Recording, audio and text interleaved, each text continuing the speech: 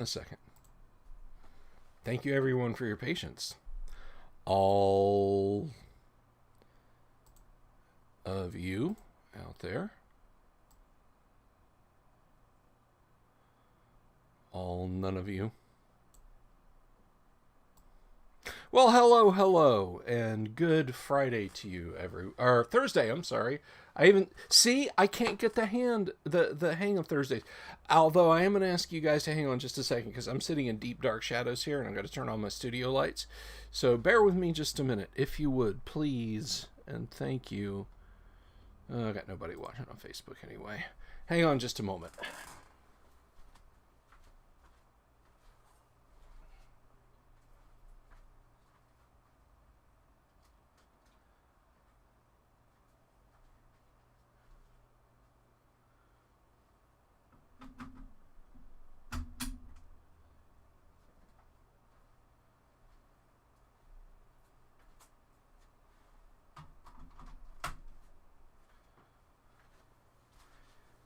It's always the highest of professional qualities. Hello, passerby. Hello, cerulean. Greetings to you both. Thank you all. So there we go. Have my studio lights on now. I have both lights today. Both of them got charged. I'm very happy about that. I apologize if you were waiting to see me on Ashiro's stream last night. He was not feeling well, so we did not stream. We will be back next week. And I have more wild tales, wild RPG tales to share, or I will do whatever my generous host wishes to do, within reason. So anyway, hello, Chris. Good to see you. And I see Dan over there on Facebook. Good morning, Dan. How are you? Hey, shout out to Dan McDougall. Dan's getting married in a couple of weeks to his lovely fiancée, Maureen. So we salute you. That's Maureen, not Marine. Although she might be a Marine. Maybe Dan can let us know. But greetings to you, Dan. Thank you for watching the stream today. But anyhow, interesting stuff. So today I was going to update everyone on the current standing price of Gym Ward's, and you get a congrats from passerby over on YouTube, Dan, on Gym Ward's manuscript for Deities and Demigods, which, as you know, I mentioned yesterday, the previous night had gone up on eBay, and over the course of 2 hours, the bidding had bumped the price up to $11,100, and then in the wee hours of the morning, or my morning, it may have been the middle of the day for you, wherever you are. I know I've got people all over the place. The price had jumped up to $12,300, and let me just say, I was very happy for Jim to see that price. I absolutely want a lot of those guys who have contributed so much over the years. And by the way, we're talking about the actual manuscript for this book, for Deities and Demigods. But I want Jim and Alan Hammock and all those cool old guys, and women too. If they've got stuff like that and they can make fat stacks off of it still today, then good for them. But a curious thing happened. On the way to the auction. I went to the eBay page. Now, eBay automatically refreshes every now and again, but it said, this auction has ended. This auction has been ended by the seller. And so I speculated. Now, I've said before, I don't use Facebook. I launch live streams off of Facebook. And that's it anymore. And you know why. I'm not going to have that discussion. But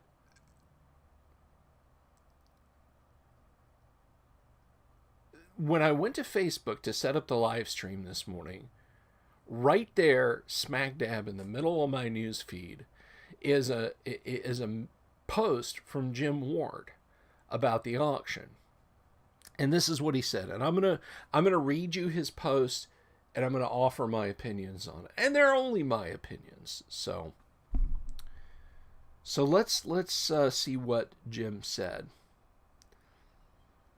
So many people asked about the copy issue. I took back the manuscript to check it out. Now, I don't troll Facebook. I don't browse Facebook, so I don't know if these were messages to Jim that he was answering in public. I don't know if these were private messages to Jim, emails, messages from eBay, or whatever. But clearly, several people asked about the copy issue. So what is a copy issue? And we'll go into it here. I discovered to my horror all the pages were photocopied. Apparently, when TSR finished editing the manuscript and I asked for a copy, they sent me back a photocopy and I didn't know it. Which kind of sucks for a couple of reasons. I mean, we live in a digital age now. And, you know, even though back then, probably as early as the early 1970s, you could get a computer and write something and then store it on disk, and it would only exist in a digital format until you printed it out and sent it along. You know, up until the early 90s, I would dare say probably a good portion of writers were still doing shit on typewriters, which is clearly what Jim did here.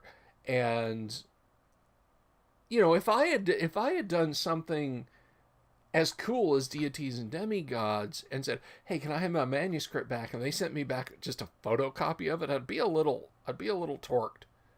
So I feel bad for Jim that they sent him back a photocopy of his manuscript rather than the original.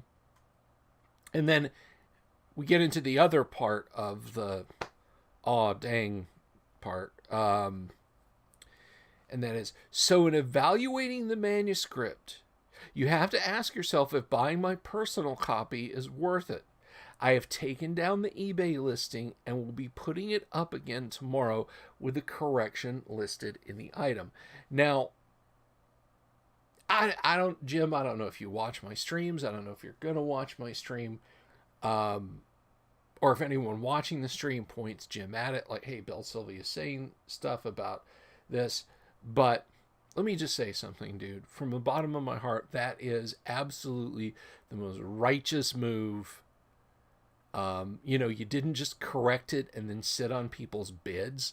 Like, no, you bid $12,300. Here's a little bit of info about it that I didn't know. If it ends in 9 days and nothing, I expect your money. No, you took it down to redo the whole thing. And Jim, that took a man of character, my friend. That was a righteous move. It took a man of character, and I salute you for that. You know, you didn't take a photocopy and offer it for sale. I mean, technically, Jim, you could take the whole thing and make multiple photocopies of it. And just periodically, when you need a couple of grand, you could say, "Here's a photocopy of my manuscript of Deities and Demigods." No, you realized that it was not what people might have thought. And you changed it, and or you stopped it, rather. You didn't just change it, you stopped it. And instead of having, you know, these super collectors, and I'll talk about them in a second, not gonna rant. You know, you told these guys, "Look, this is not what you might think it is. So I'm gonna change this, and then, yeah, we'll go from there." Um, Now this last bit, this just breaks my heart because honestly, Jim or anyone listening to this, I don't think anyone thinks this is the case. And you say, I'm sorry for the honest mistake. I wasn't trying to trick anyone. It gets me a little verklempt. As a D&D player, Jim, as a guy who has a small collection of nice little items, nothing as earth-shattering as an original manuscript, I don't think anyone thought you were. I don't think there was a single person out there who said, Jim Ward knows he's selling a photocopy. He's trying to rip people off. I hope you put that photocopy back up. Because, let's be honest, folks, that is probably the only extant copy of the manuscript anywhere. Wizards of the Coast is staffed by stupid people, and they were staffed by stupid and greedy people when they took over from TSR. How do I know that? Because they fucking lost Len Lakofka's manuscript for L3 that he finished and sent to them, and instead just published his original unfinished notes as Deep Dwarven Delve. That's not a high mark of people who know how to manage these things. So, Jim, your original manuscript is probably gone. This is probably the original manuscript. So, with that said, I feel like it's as close to the original as is gonna exist. And I hope when you put it back on eBay, Jim, I hope it immediately shoots back up to 12 grand and beyond. I hope over the course of 9 days that thing ends up going for $50,000 and you're able to just take a year and put your hands behind your head and just relax for a while. But Jim, you're a writing machine, and I know you won't do that. I know you will continue to work. And then in the closing sentence, of course, he says, I thought it was my original. Of course you did, dude. I don't think, just speaking as a voice in the hobby, even though I can't, I can't really afford stuff like that. I feel like you thought it was your original. I mean, I don't think anyone thinks otherwise, Jim. You don't owe the world any apologies. Just like, oh, hey, I got to change this. But you hit the nail on the head, Jim, when you said honest mistake, dude. It was an I mean, if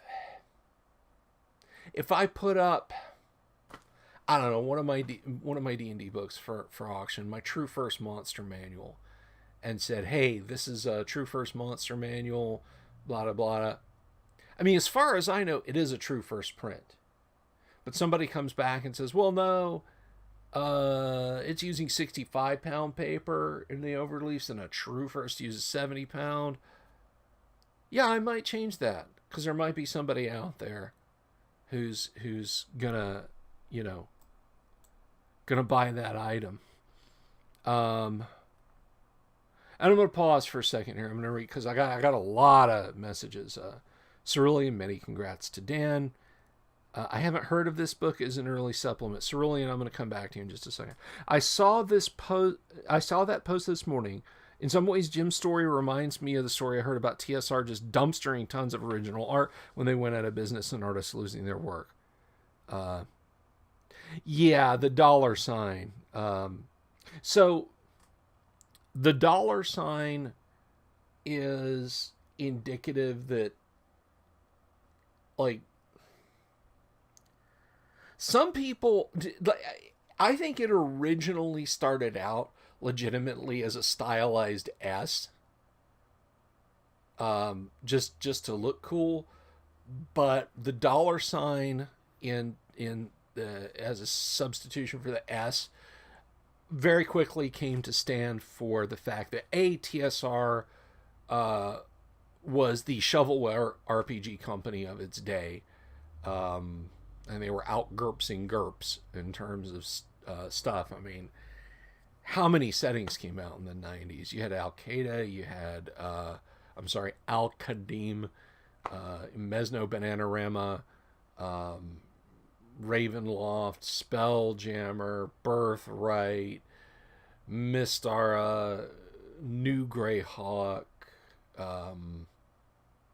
Just the list just goes on and on. Planescape, and then just games themselves. You know, Buck Rogers, AD&D was still going. Rule Cyclopedia. You had Lankmar, Conan, just on and on and on and on. So, yeah, they were churning for the money. But, Chris, you're not wrong about the dumpster story.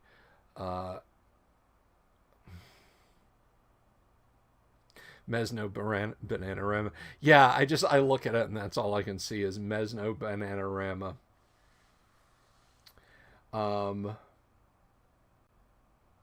I think they had one Maztica that was like Aztec set.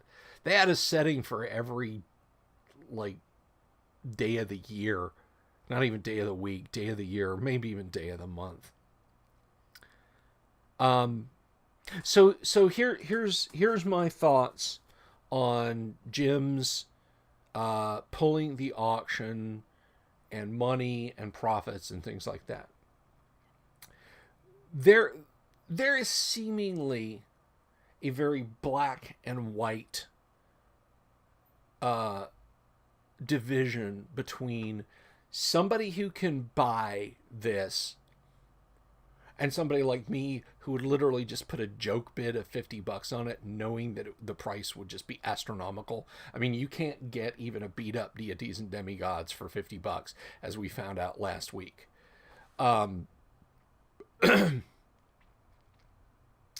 But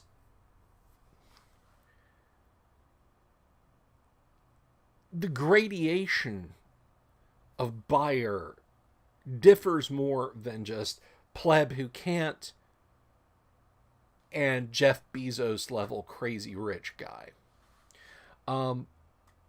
My buddy Paul Stormberg owns the pen and ink drawing of Paladin in Hell, which is in the Player's Handbook. It's an iconic piece of art. It's simply amazing. I will never not love a Paladin in Hell. It's just so good. It's just such an evocative piece. And Paul owns the pen and ink drawing. Now, he tells the story of buying a Paladin in Hell. And it was not, for him, a simple case of going down to the Scrooge McDuck vault and scooping up a bucket of gold coins and dumping them out on Dave Sutherland's doorstep and rolling up the drawing and walking off with it. You know, he had to look at his finances. He had to make adjustments. It was an investment because he loves AD&D and he wanted something permanent, an icon of that love and appreciation of AD&D. He wanted that to last. And he wanted something he could point to and say, yeah, that picture that millions of people have seen, I've got the original, and I can appreciate that. But again, he did not,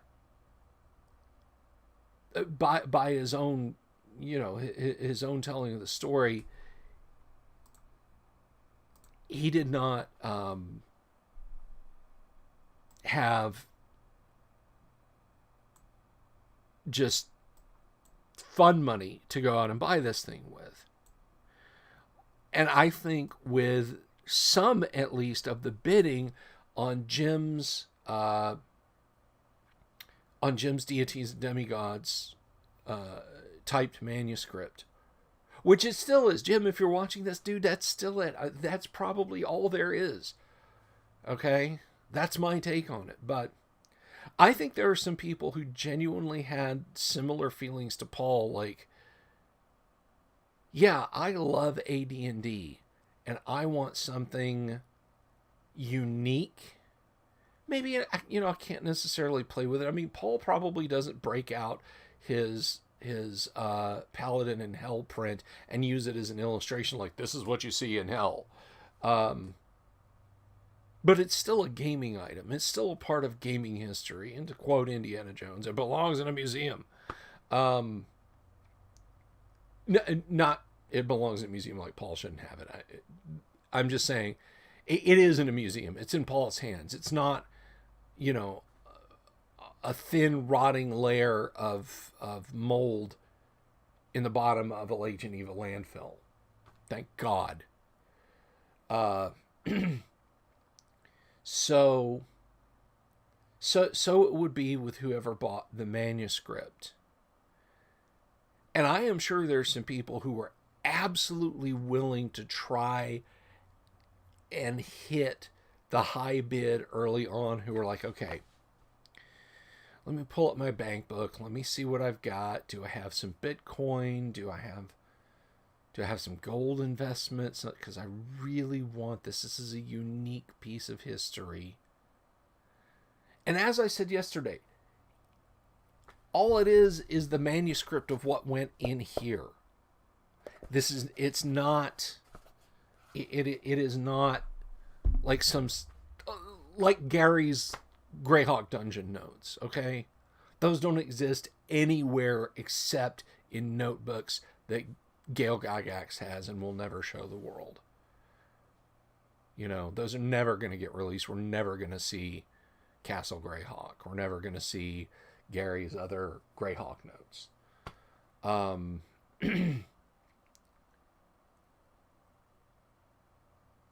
But at the same time, it's a unique item. Hello, Cam, 1138. So I am sure there are people who were probably doing better than me, but not a Bill Gates or Jeff Bezos or Elon Musk type who could just be like, yeah, call my person and have them call their person and have that person call somebody and throw in a bid on this. And then, 2 weeks later, oh, I got a text from my person who got a text from their person who got a text from somebody they called.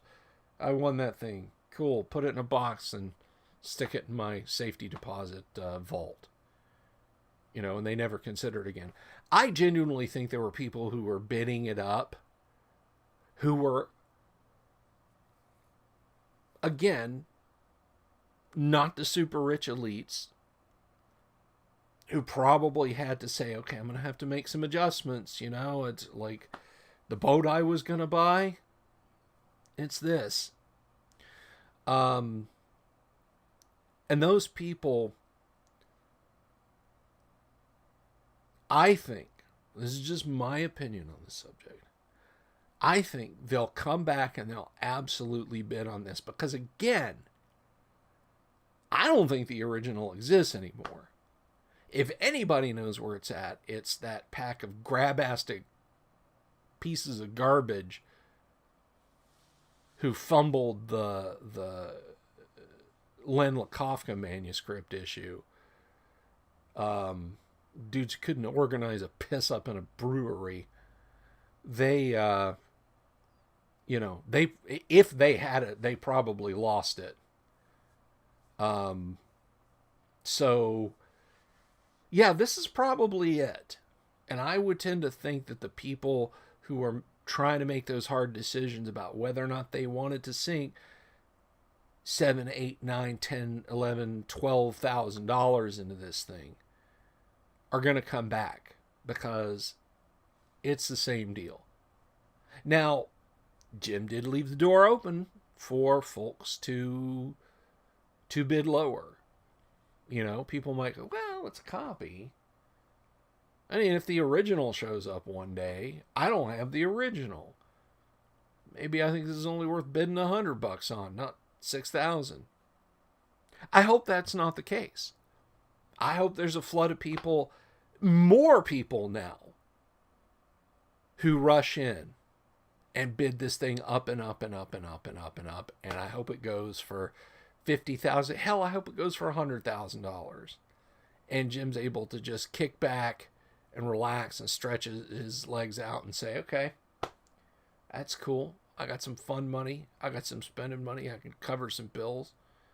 So that's my sincere hope. That's my thought on this. It's not a controversy. It's not a debacle. It's not a social media viral thing, except in the positive way. But as soon as Jim puts it back, I'll talk about it on this channel. I'll talk about it on this live stream and let you guys know as quick as it's back up, and we can watch that sucker take off again, because it is a unique piece of history and it deserves to be in the hands of someone who'll love it. And I just hope that person has deep pockets. So we love you to death, Jim. And speaking strictly for myself, but I think I can speak for most of my viewers when I say ain't nobody here faults you, dude. Nobody here faults you. If you had just said, again, if you had just been like, lol, guess not, haha. Yeah, I could see where people might be pissed, but you didn't do that, dude. So please, don't think anyone in this community is angry. I'm not. I don't know of any old school guys who are. Because you stepped up and you were honest and you were righteous about it. So we're going to watch it when it goes back up, and we're going to see it take off again. And it's going to get stratospheric again. So good luck on that front, Jim. Chris says, a paladin in hell is one of Sutherland's finest pieces. I'm glad someone who actually appreciates the game and its history has it. Me too. You know, there's so many little pieces that probably don't exist anymore. Like Sutherland's goofy little illustration under intelligence in the player's handbook of, the wizard with a dunce wizard's hat on, and he's looking at the spell book and he's kind of giving it the derp face, and then behind him is a guy like leveling a castle. He's like blasting out magic from his fingertips and demolishing an entire castle to kind of show the dichotomy between a low-end magic user and a high-end magic user, what they can understand. I mean, where's that illustration? That's probably gone. Probably in the trash. I mean, I think David S. LaForce did the Lost in the Briars sketch in the Dungeon Master's Guide. He probably doesn't have that anymore. So yeah, grabbing these things when they're available and hanging on to them is super important. And a guy like Paul, and guy like Paul is definitely the one that I'm glad he has it. So we shall see. We shall see how that unfolds. Cerulean says, I haven't heard of this book. Is it an early supplement? Oh boy. Let's go down a rabbit hole for Cerulean's sake. And if this is stuff you guys are already aware of, I apologize, but I wanna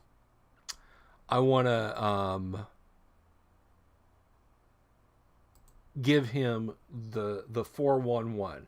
So back in original, you know what? Let me go grab a book off the shelf. I'm going to dip over there for just a second, and hopefully it won't make the thumbnail just my empty room or, me lunging forward to stand up like that. So hang on just a second. I'll be right back.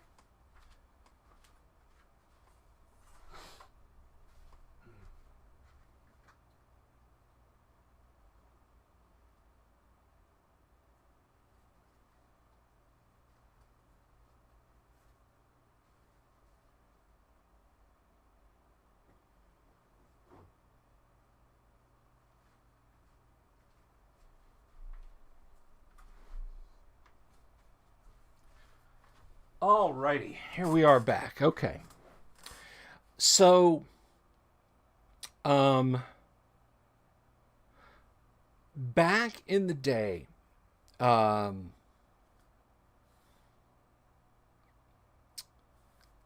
TSR published Gods, Demigods, and Heroes. I'm not sure if you guys can see that.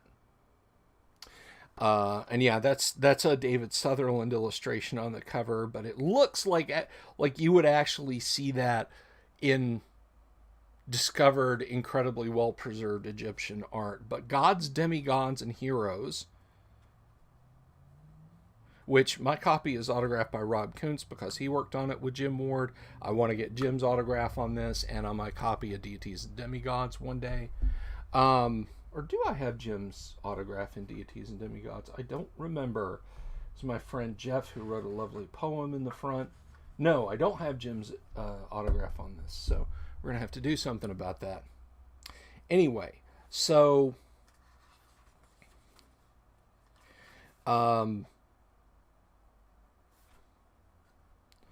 Gods, Demigods, and Heroes is just what it says on the tin. It is everything for deities of different pantheons, statted out for original Dungeons and Dragons. And this is the last supplement for OD&D. And I want to read the foreword here by Tim Kask. And they knew that OD&D was kind of being culminated with this book. And Tim says, well, here it is, the last supplement. It is with a strange mixture of sadness and relief that I tell you this. My first assignment fresh out of college was Blackmore. I came to regard it with a mixture of love and loathing that has gradually seen the love win out. The loathing grew out of the educational trip it was for me. They don't teach you in college what to do when the press breaks down or your manuscripts get mysteriously misplaced. You just have to wing it. Well, the same applies to D&Ders everywhere. We've told you just about everything we can. From now on, when circumstances aren't covered somewhere in the books, wing it as best you can. As we've said time and again, the rules were never meant to be more than guidelines, not even true rules. What the authors have done in this volume is attempt to set down guidelines that will enable you to incorporate a number of various mythologies into your game/campaign. They make no claims that any of this material presented is exhaustive or even infallible. Mythology is defined as a body of myths, especially involving the supernatural. Myth is defined as a legend. Obviously, when dealing with material of this sort, there is a lot of latitude in interpretation. This is what the authors have presented, their interpretations. These interpretations are the result of months of painstaking, arduous research. As earlier defined, mythology is legend, and hundreds of volumes have been printed, each with its own interpretation.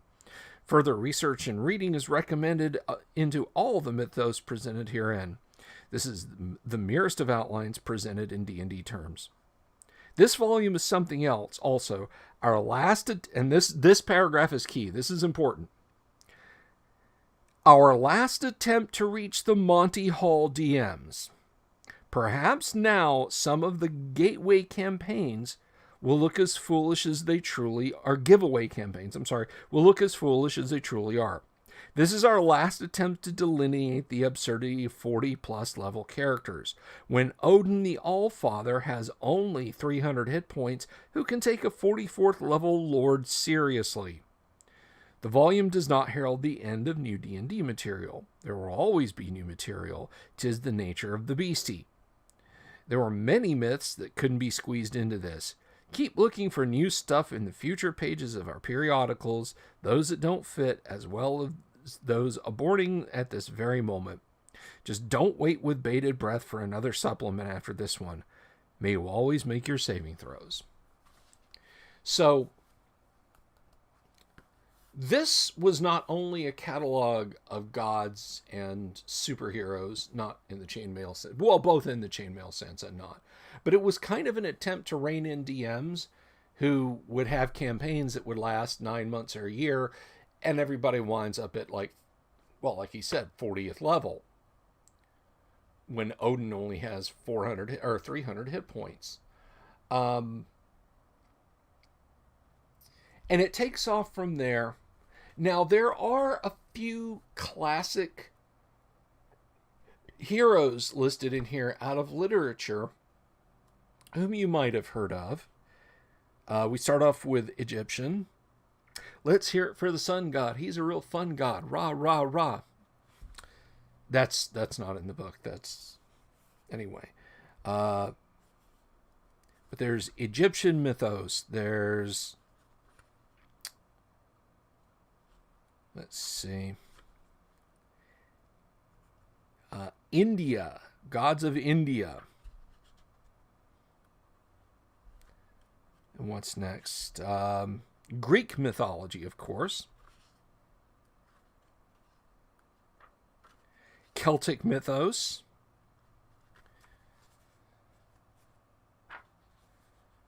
Let's see.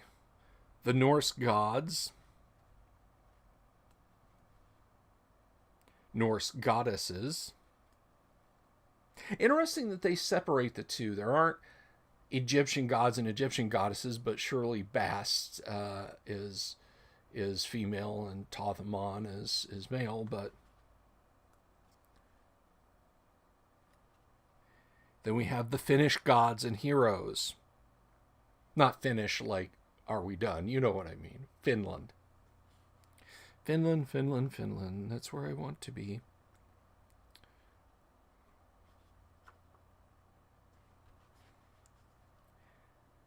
Finnish magical items. Robert E. Howard's Hyboria. So this is the first step into incorporating other people's stuff into D&D. So we have Robert E. Howard's Hyboria listed right here. Conan, Crom. Crom has 300 hit points, by the way. Armor class, -4. Move, 18. Hit points, 300. Magical ability, see below. Fighting ability, 20th level.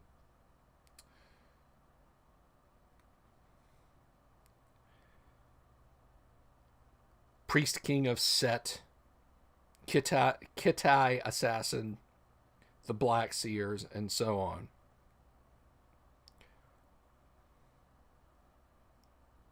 And it just goes on and on like this for Conan stuff. Elric and the Melnibonéan line. So, yes, Elric first came in this book. But you get the idea, Cerulean. This is a supplement. And then there's Aztec after the Melnibonéan. There are no... Let me just double check before I misspeak, but yes, it ends with the Chinese mythos. Yet we have this lovely illustration of Odin in the back. So it ends with the Chinese mythos. Cthulhu mythos aren't in here, but it's Conan and the Melnibonéan myths. This got expanded into deities and demigods. When AD&D came out, Jim Ward, and Jim's talked about this on live stream before. I'm been meaning to put those live streams up on YouTube. I'm going to, I promise. I just need to do it. I need to create bumpers for the beginning and ends. But he basically wanted to take that book and port it over to AD&D, and he got the okay pretty damn quick. So he wrote Deities and Demigods. But this is more in an AD&D format. Well, it's not more in it. It is in an AD&D format. So now, just to go down to catalog what we have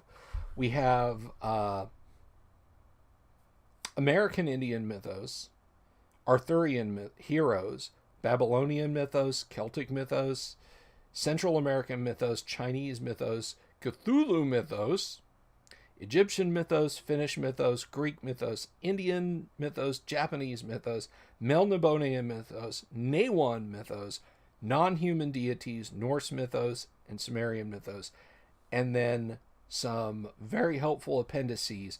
But before we get into that, the first 11 pages after preface and forward by Jim Ward and Gary Gygax, respectively.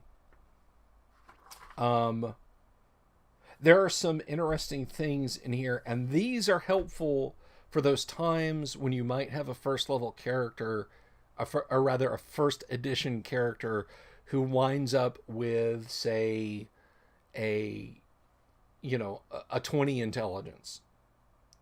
Well, if we look at intelligence, what does a 20 gain us? 96% chance to know every spell, minimum number of spells for level 12, spell immunities, second level illusion, and phantasm spells. So that's handy. More interesting is strength. If you have, say, a character with a 22 strength, well, they're +4 to hit, +10 damage. They can carry an additional 750 pounds. They open doors on an 11 and 12. You roll a 12-sided die, and anything but a 12, they automatically open the door. Bend bars, lift gates. As a frost giant, 70% chance.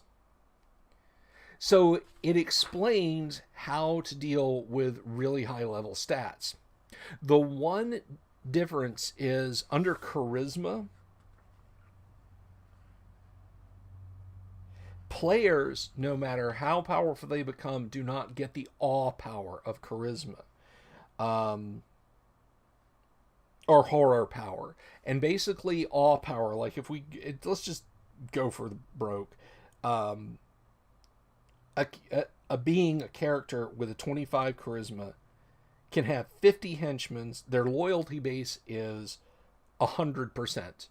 Just off the bat, they charm the socks off of people, and they are immediately loyal. Reaction adjustment is +70%. So even under the worst of circumstances, if you roll an 01, that's 71%. Creatures are generally going to be favorable to you. But awe power is up to 12 hit dice or levels. That means if you had 12 one-hit die creatures and you're a demigod, let me emphasize that,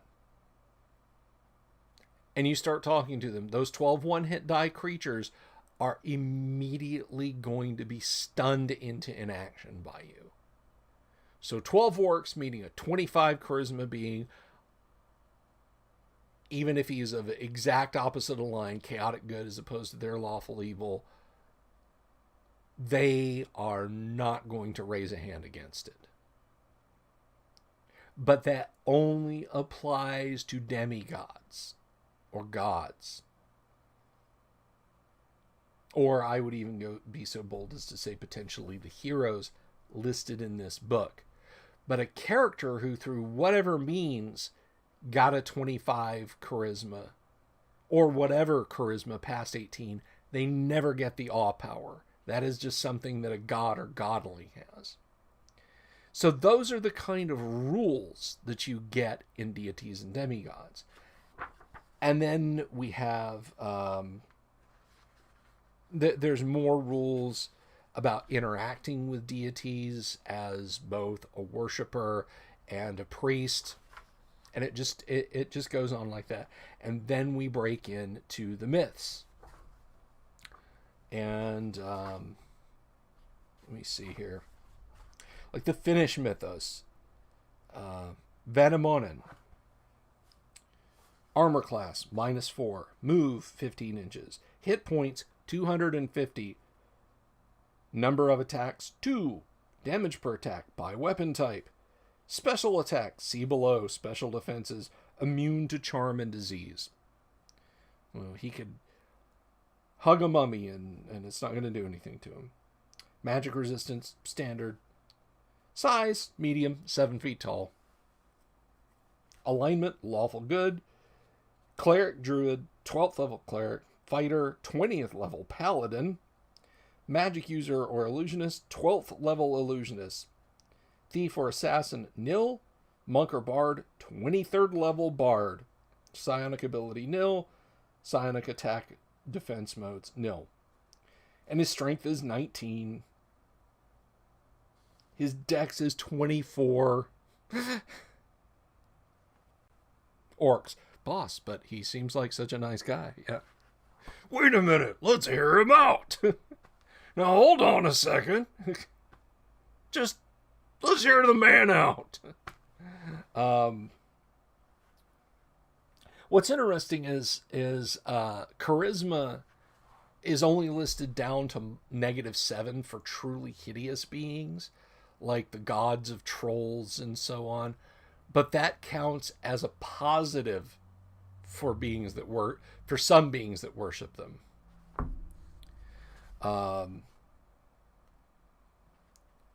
But you get a taste there, and you might notice, and this is mentioned in the notes, that, like, you know, a bard is a neutral character, but Vandemonen has levels in paladin and in bard and in illusion, or was it illusionist?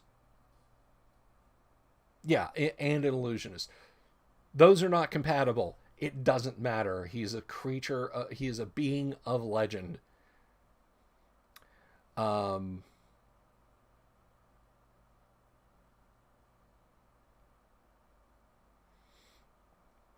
So that's kind of how it breaks out, Cerulean.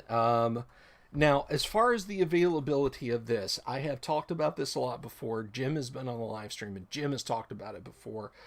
And unexpurgated deities and demigods is a hard thing to come by. I'm not going to launch on a polemic about the price. I cannot endorse piracy of intellectual property, and in general, I won't. But Chaosium gave TSR and Jim Ward specifically permission to use the Cthulhu mythos and the Elric mythos, and Michael Moorcock said it was okay that the Elric stuff was printed. If you look around on the web, you can find a PDF of the unexpurgated deities and demigods, and if you want a print copy, it is in great shape. It is not, like, the first scan of it I ever saw was so awful. It was literally like somebody had taken their copy and laid it down on a flatbed scanner.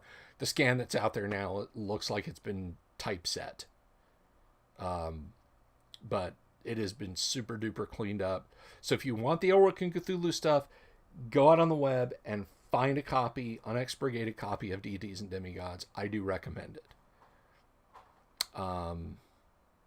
It is a fun book to mix and match with Cerulean. The Melnibonéan mythos and the Lovecraft mythos, absolute. I've thrown a Shoggoth from the book in at my players before. So yeah, do that. Do mix and match. And it's never a problem. You can always ask me about stuff that I've got on my shelf that I've shown on the show.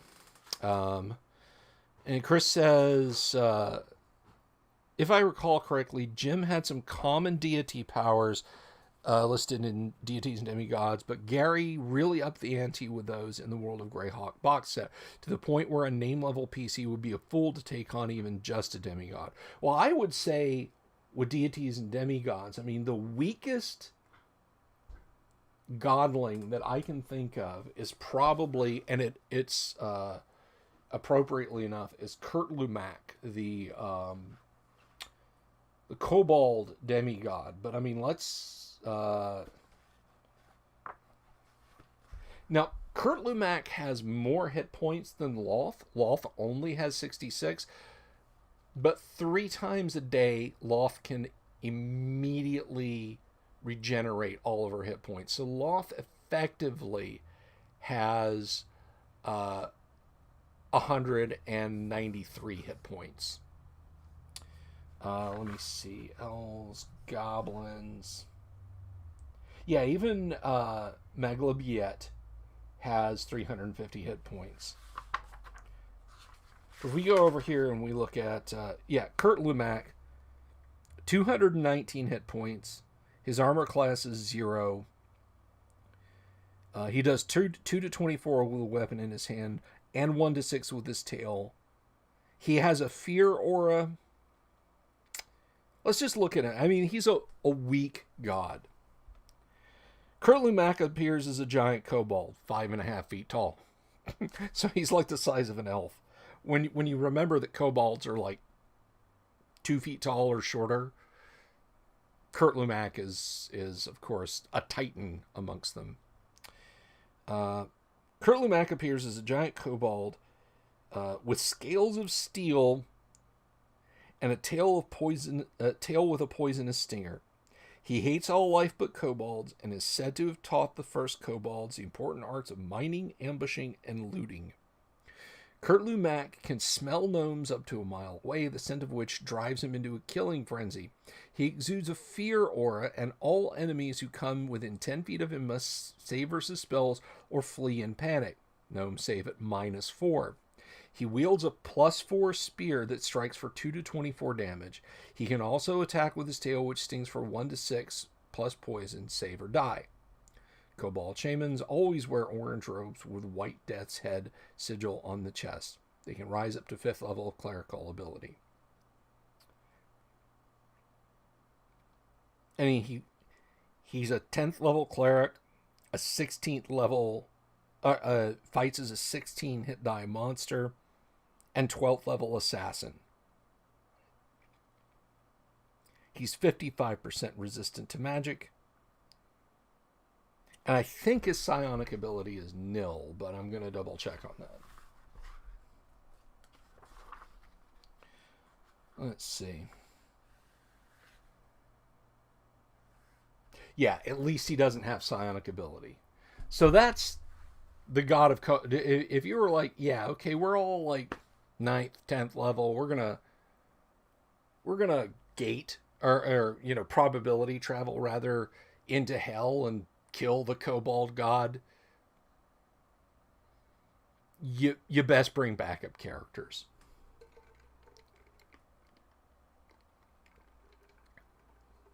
So yes, you're absolutely right about World of Greyhawk, but even just vanilla deities and demigods. Although there is one part of deities and demigods that I'm not crazy about, and that is with non-human deities. I much prefer using Shaman and Witch Doctor rules from the Dungeon Master's Guide rather than just saying, okay, a Kobold Cleric can be up to 5th level. I kind of prefer the Shaman and Witch Doctors. I like the mixing and matching of Cleric and Magic user spells just to really throw players for a loop. But yeah, that's deities and demigods, Cerulean, and I hope that clarified. And you should go out if you're feeling absolutely honest. Let me see here. Let's drive through RPG.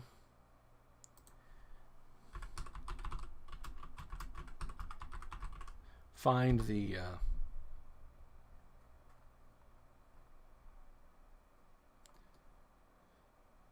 oh, interesting. Wizards of the Coast, deities and demigods.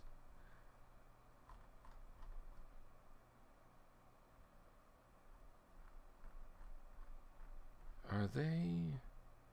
Manual of the Planes.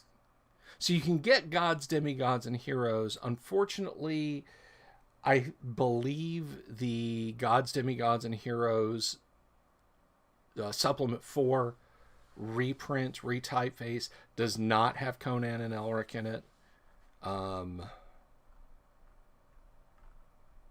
Yes, you can get the expurgated deities and demigods watermarked PDF for $9.99 from DriveThruRPG. I will share that in the chats. The rules that govern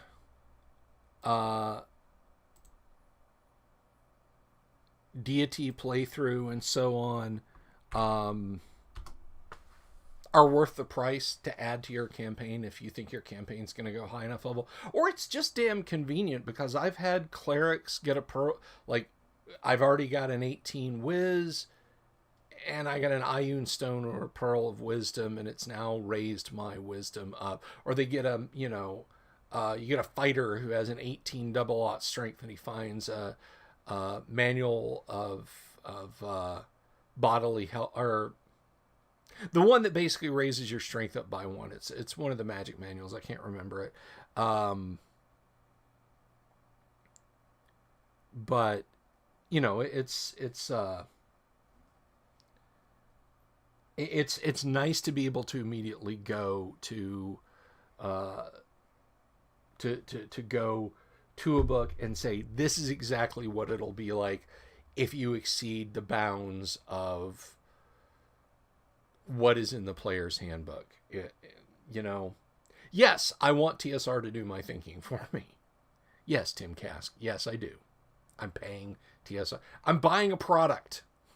There's things I want from it. I mean, when I bought my digital camera up there, I didn't get a box with a plastic body and a rough piece of crystal that I'd have to grind into a lens, and a CCD sensor I'd have to wire up, and an LCD screen I'd have to wire up.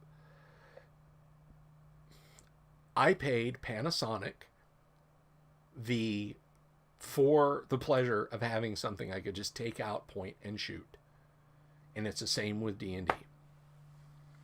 Bill's players attacking the Kobold gone into some play. Maybe we shouldn't have left the men-at-arms guarding the horses this time. I don't think you'd take a bunch of 0-level men-at-arms into hell with you, but I see the humor in your statement. Cerulean says, backup characters seem like a common thing in OD&D. I might have my players bring spare characters so they don't get too attached. Oh, yeah. I read a book.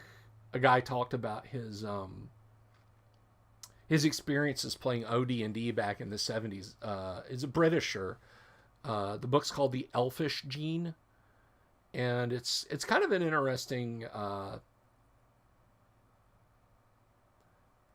It's a fun novel about playing D&D, but the guy steps so deep into self-loathing for having ever touched Dungeons and Dragons, rather than a love story, or a love letter to it, rather, that I was just like, oh God, get over yourself. You pretended to be an elf for a few years of your life, and then you became a metalhead, and then you gave it up and you never looked back. You hated it so much you built your damn literary career on it. But anyway, he talks about, like, playing in a D&D campaign, an original D&D campaign. It's like, okay, Jonas, your fighter was stabbed. He takes 8 points of damage and dies. All right, just erase I'm Jonas the Second, son of Jonas. I start outside the dungeon. Okay, you'll come running in the dungeon, and you'll be able to catch up to the party if they stay where they're at in X time. And that character might die on his way in. Erase it, Jonas the Third. So by the end of the night, you might be playing Jonas the 27th. It was, backup characters upon backup characters upon backup characters upon backup characters. I mean, hell, you guys know the Melf name. Melf's Acid Arrow, Melf's Minute Meteors, and so on and etc. That was, I can't remember if it was Alex Gygax or if it was Ernie Gygax, and like literally all they wrote on their little note card character sheet was the sex and the race. M.Elf, Melf. When Gary was like, well, what's your character's name? Melf. Male elf. Okay, Melf. Well, Melf lived. So he, Melf carried on and became legendary. Player dies, player scribbles the second. Yeah, that's what they were doing. Luke, thank you, Paul. Luke, it was Luke. I don't know why I cannot keep Luke and Alex's name straight. This is brain of mine rotting in its case.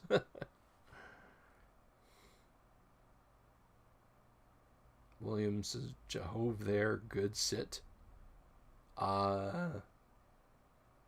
Message unclear.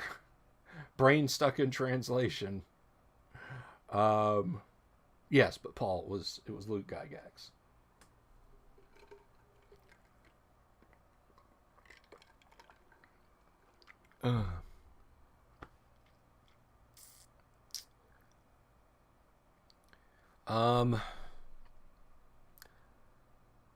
But yes, that's a bit of a up near where the swimming pool starts to dip down, but not a completely deep dive into deities and demigods. Oh, and also hello, Paul. What else is happening? Oh, so as it happens, we're not going to get to see Kyle this week, my co-host, Kyle Schuant. The COVID restrictions are over, and he is able to send his kids off to school and have morning times free. But his morning is like 7 o'clock tonight, 7:30 tonight, when he's up and about and so on. And I will be busy tonight. Wednesdays is my evening, well, my time, evening stream. I behind the pile of dead parts. And he's not free tomorrow because my tomorrow is his Saturday. And he will have the kids at home then. So Kyle will be back next week, and we'll figure out something to do next week. So that's what's going on there. And as for tomorrow, I haven't decided yet what we're gonna do or talk about or anything really tomorrow. Hopefully by then, the auction for deities and demigods will be manuscript will be back up, and we'll see it flying up, just rocketing off into space, and Jim will get just huge bank off of that again. Jim's a swell guy. He's a friend of the show. I like him a lot, and I want him to make fat stacks on his stuff. And if he can find a collector that wants it, then I mean, my collection, with the exception of some rarities that I stumbled upon for dirt cheap, my collection are autographs, because it shows that I got to meet and spend time with the creators of classic D&D. And to be sure, with the majority of them, it wasn't just like, hey, would you sign this? Thanks, bye, pew, and gone.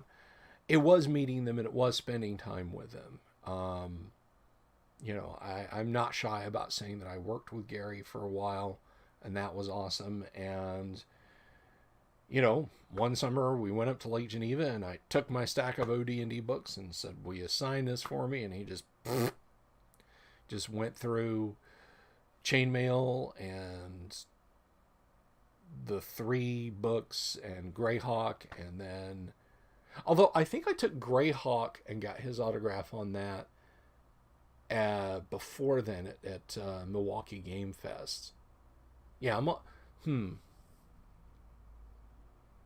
remember the specifics of it. But the point is, those are my rares. They're common books that have been marred by writing on the inside.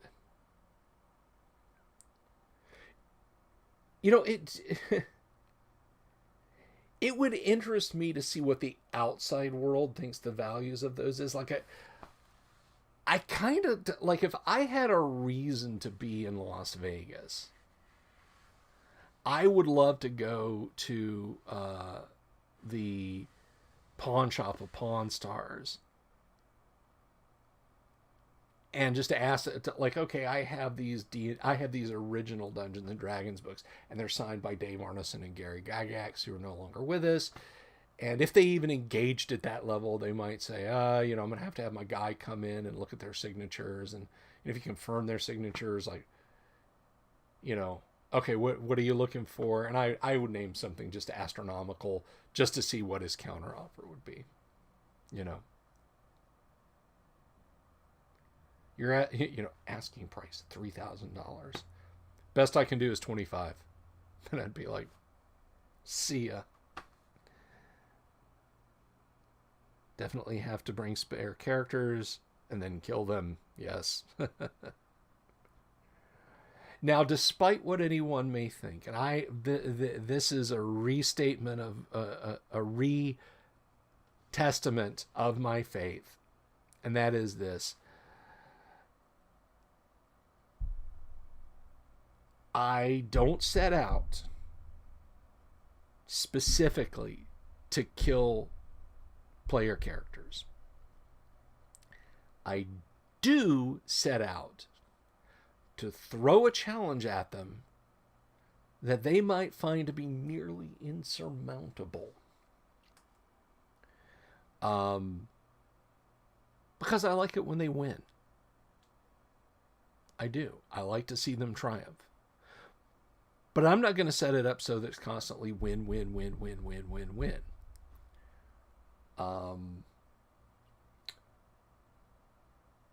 Stuff's going to happen. There's there was an incident a couple of weeks ago. Guy playing the dwarf, the dwarven fighter. 9th level, highest he could go.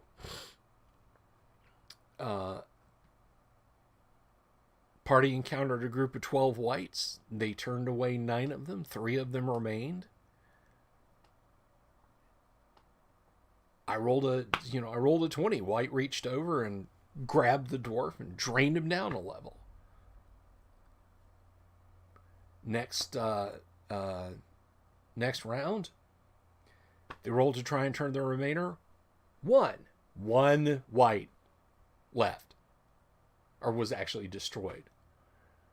And same thing. The white lunged forward, rolled the 19, grabbed him again, drained him another level again.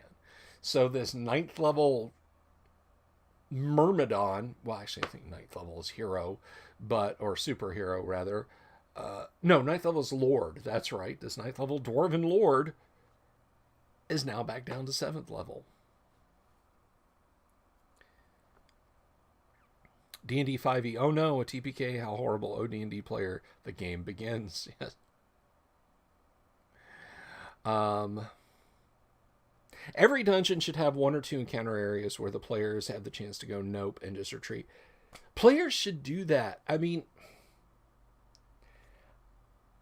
the hints for successful D&D play, or for successful AD&D play anyway, in the AD&D Player's Handbook say, avoid unnecessary encounters.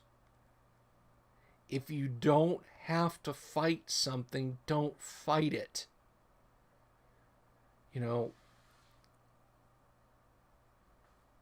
Many sessions ago, is it 4 sessions ago? The party encountered a pair of mated green dragons who'd set up a nest just in the middle of the swamp on their way to Castle Greyhawk. They didn't draw their swords. They didn't rush in. They didn't get into a fight. Petra, the fighter, she parlayed with him and said, look, we don't want to kill you and your babies probably that you have, but we will if you fight us. And you may kill us all, but we'll definitely kill one of you and some of your young. But they didn't, they had no intention of fighting.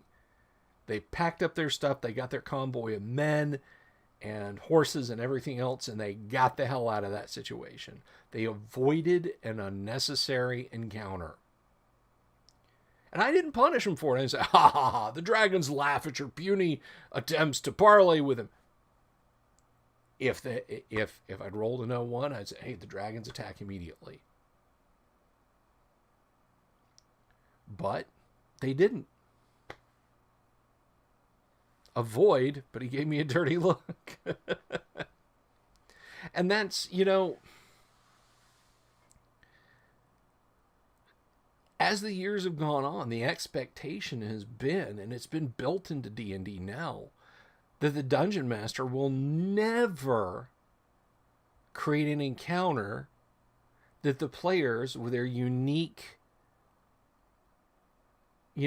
everybody's a star during the combat, we're a super group, abilities will be able to overcome.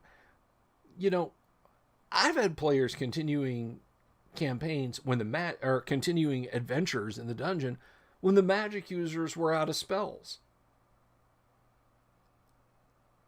But it was like, yeah, we can continue to fight. We don't want to go back to camp yet. So let's continue to fight and explore. And the people playing the magic users, their job was to pull any injured out of the line and pour potions of healing down their throat. Or stand by with Molotov cocktails. The old pint of oil with a wick in it, and it's lit, and you throw it. I cast Molotov. So, it's not like it is now, where everything has to be, perfectly balanced, just as it should be. People have to realize that there's times in the campaign when they may shine, they may not shine. When people call the thief forward because there's a trap that they've detected, because they got detect traps going because they're not stupid. Or if they're out of detect trap spells and the thief goes forward to start searching around for traps, that's the thief's moment to shine. That's when the thief can step up and shine. And maybe he gains a ring of invisibility. And, he can position in combat to backstab and gain all that extra damage and all that extra 2-hit. Even though that breaks his invisibility for the turn, or for the round, the round of combat. But he can't go toe to toe. He can't just leap into the fight with his sword swinging, because that's not what a thief does. And it's gotten mashed up now with 5th edition. And again, it started back in 3rd edition with challenge rating. And this goes back to a rant, a bit of a polemic I've gotten on before. And that is that I remember like it was yesterday. It was back in 1999. I was already home from work. My wife comes in the house and says, hey, the guys who are creating the new Dungeons and Dragons, they're on NPR. And so I fired up the stereo and I turned the radio over to the NPR channels, pre-streaming days. And it was Ryan Dancy, and he was talking about how they'd sent out all of these interviews and surveys. That was it, surveys to people. And they determined that the people who play Dungeons and Dragons, and let's be very clear, the people who mattered to them who played Dungeons and Dragons, not the people who play Dungeons and Dragons. The people who mattered to them who played Dungeons and Dragons had this many hours a week, this many days a week, this many weeks a month to play Dungeons and Dragons. They wanted to be at this level are at these levels after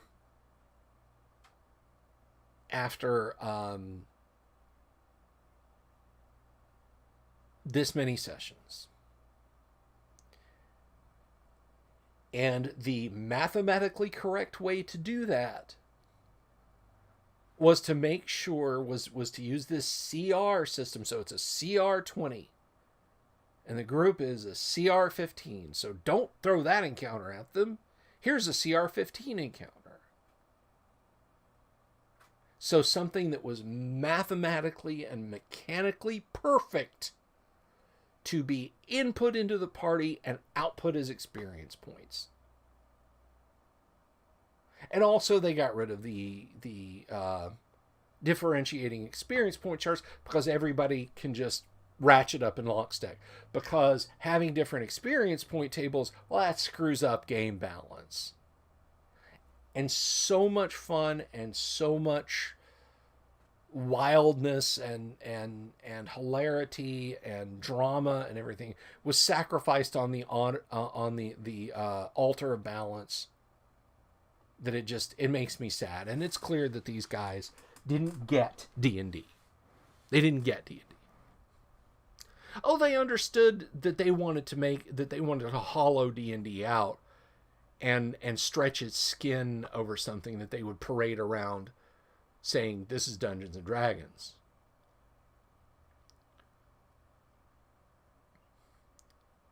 But there was never at that point, if you were DMing properly, there was never a fight that your party would have to avoid.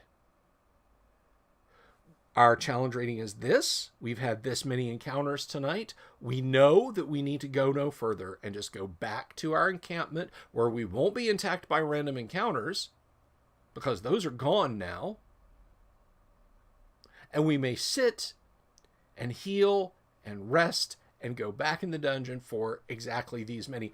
And Game Master, I know how many encounters we've been through, what monsters we fought, exactly how many hit points they should have. So you should award us all this many XP. Boom, boom, boom, boom, boom. What the actual fuck lesson did Wizards of the Coast learn from AD&D? And I think the answer is none. I think they just, honestly, at this point, I don't think Ryan Dancy and Peter Adkinson and the rest of, I don't think they played Dungeons and Dragons. I think they were adjacent to people who played Dungeons and Dragons and saw that it was cool and that it made lots of money. The TSR was the 800-pound gorilla in the room, and they just knew that it made lots of money, and that despite Magic the Gathering, it was, and despite Vampire the Masquerade, and despite TSR's idiocy, it was still a money-making thing. I don't think those guys played or understood D&D in the least. And to back me up, go look at Ars Magica. Just find a PDF of Ars Magica somewhere.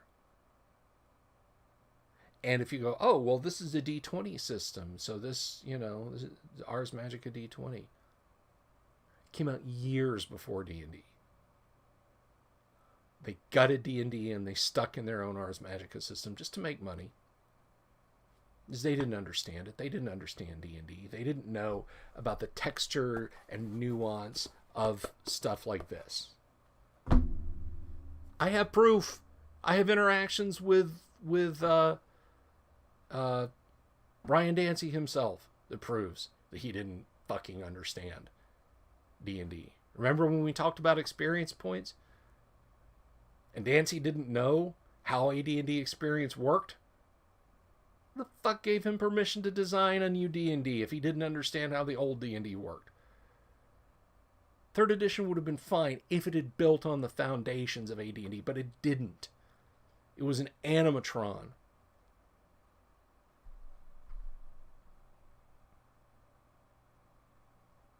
I don't know if 5e got rid of random encounters. I honestly don't know. Played a tiny bit of 5e. I never felt like we were in danger of hitting random encounters. I felt like we were in a Northern European nature preserve park where, you know, you're going to see birds and squirrels and maybe deer, and that's about it. Like, I can walk 1,000 yards in that direction and be in a wilderness, a dangerous wilderness, where I could be attacked by bears or alligators or poisonous snakes. All right? 5th edition D&D is like I said, it's like living in a Northern European nature preserve. There's nothing there. Maybe some birds and squirrels. And then you find, oh, there's an enclosure with bears in it. So there's your encounter, nice and safe and nothing dangerous. Adjacent to people who play D&D, yes.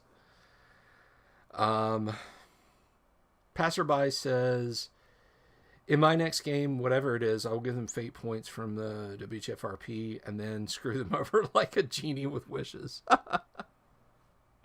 Just a passerby is my kind of scum, ruthless and inventive. Ho, ho, ho, ho. Oh, goodness.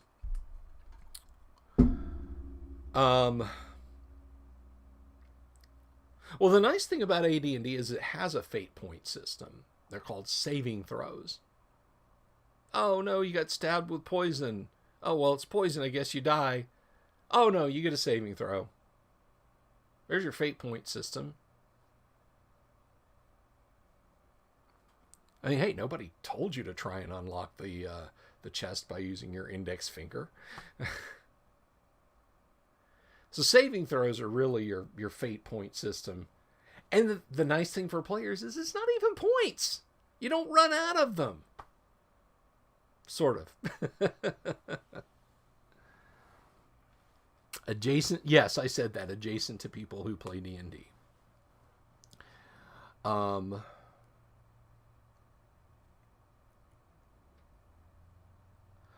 So, yeah, the type of play that might come in OD&D, that's never going to come up in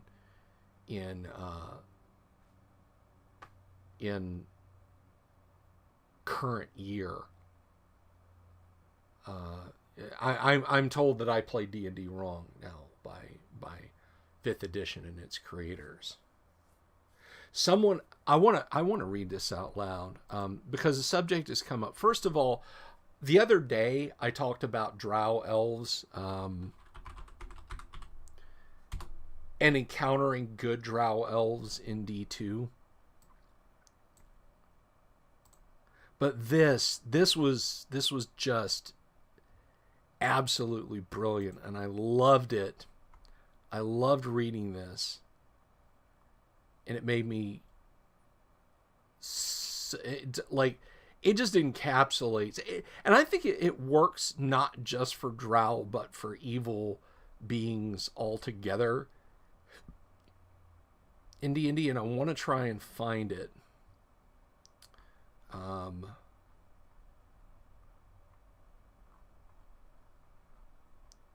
And it speaks a little bit to alignments in D&D, I find. Because we were talking about that. I hope I can find it.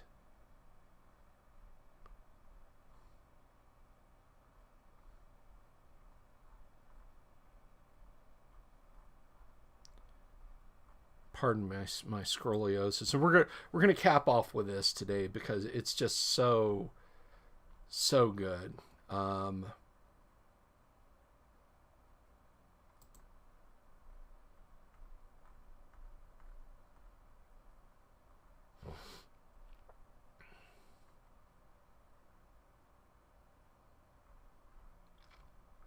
Here's a good statement. Alignment is designed for labeling baddies, not moral relativism.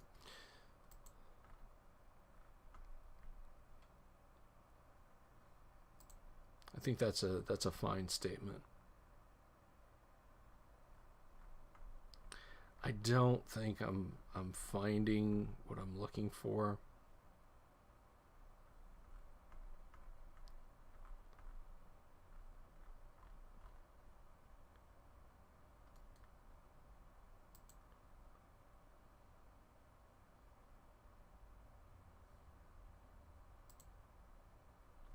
back a little bit.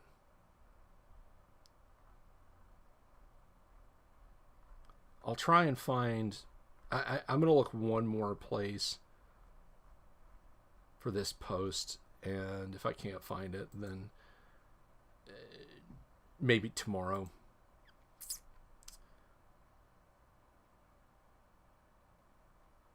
I think I found the thread. This is just such a great quote.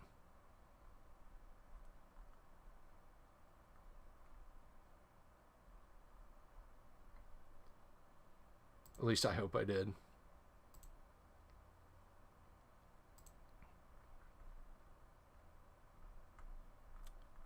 Talking about C.S. Lewis. All right, here we go.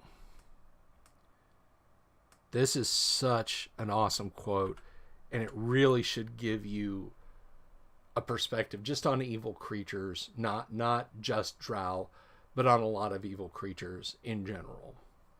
And this is not me. I wish I'd said this, but this is a fantastic explanation of evil alignments, and we'll wrap up here. I'll have some stuff to say at the end, but imagine an ocean, a deep one. Imagine the water is black and dark like North Sea mud. Imagine things living in it, thickly knitted limbs that churn like a mower left tipped up and switched on, cutting blindly in long grass. You can't see the limbs or the things to which the limbs attach, but you can feel their movement in the thick black sea. They regard you. They hate you. A hate so deep they tear frantically at their own flesh in substitute for reaching yours. Imagine the sea restrained by glass, like the walls of an aquarium built on titanic scale. You stand before the sea that rises out of sight and curves to the horizon on each side. You can hear the surface fretting up its waves in a storm a distant mile above your head. The glass holds everything back. In it, you can see brief churnings of that midnight high-pressure world raging at your presence just beyond its reach. Imagine that the glass is beautifully made, etched and engraved with perfect smiling forms. Beyond it, the black water, but when the light slants just so across the pane, a field of translucent harmony gleams, worked there on its surface by hands and minds that leap the greatest human art. A genius casually employed that vaults with ease the best man has ever made. Crystal signature of thoughtless superiority. So perfect are its fields and processions that when seen, even glimpsed in a trickle of lateral light, you want to live there with those frozen people inside that surface of glass. That is the Drow. This is how much the Drow hate you. This is how much they control that hate. The offense of your existence cannot be easily expressed. The Drow are not angry that you live. They are amazed. The knowledge of you stabs them in the flesh with every recollection and event. Though they know it well, the wound of your existence will not close. Each memory of you, each experience, all evidence of your continued being is like a knife twisting in the skin. No other species could absorb such titanic contempt and remain sane. They would be reduced to raving berserkers, living only to kill directly the loathed enabler of their pain. But the Drow are old. They know much of patience and control. Nothing is done without intent. They can speak of you. They can name you. They can even see you in the flesh without breaking down. Some can even speak to you as if you were real, as if your name was something other than the froth-flecked gargling of a beast that dreamed it had a soul, as if your language did not taste like shit upon their tongue. Everything that can be done is being done. The situation is difficult, but there is time. There is always time. They must endure as they have for so long. They know an hour will come when horrors fade, when nothing else thinks or speaks upon the earth or in its veins, when even the memory of any other monstrous thing that has been expunged. Then, finally, there will only be Drow. And they will be at peace. They will live to see it. They do not die. So yeah, that's your Drow Elf, and that's your Drow Elf's mindset. So when anybody brings you that moral relativism and says that, oh, it's a drow are good. No. How could they all be evil? Read them that. Remember that and explain it. So, anyway, that about does it for me today. I'll have a little bit, hopefully, to talk about with Jim Ward's Deities and Demigods auction again tomorrow. Not going to make it the main focus. And I want to reiterate something in parting. There is no controversy. Anyone who uttered on my streams, I can't control the internet at large. Anyone on my streams who says anything like scam or, bogus or ripped off or anything, I'll bounce your ass. Jim's doing a fantastic job. He still writes and creates to this day, and he is one of the most prolific RPG creators ever. It's embarrassing to think that I call myself an RPG creator against that tidal wave of works that Jim puts out. But if you have the means, throw a bid on that manuscript when he puts it back up, because man, that is a real curio, and I want to see Jim make bank. I don't get anything from it other than just the satisfaction of knowing a pioneer of RPGs is getting money. He's getting that grip. So you guys have an absolutely awesome and fantastic day. I will see you all tomorrow, and we'll find some other fun stuff to talk about, okay? Thanks, everybody who tuned in. I appreciate it. If you haven't already, please click like. Please click subscribe. Hit that bell notification. It helps the channel a lot. Because remember, when I hit 1,000 subs, MiniCon, online mini convention hosted by yours truly. So please do that. Tell your friends to like and subscribe.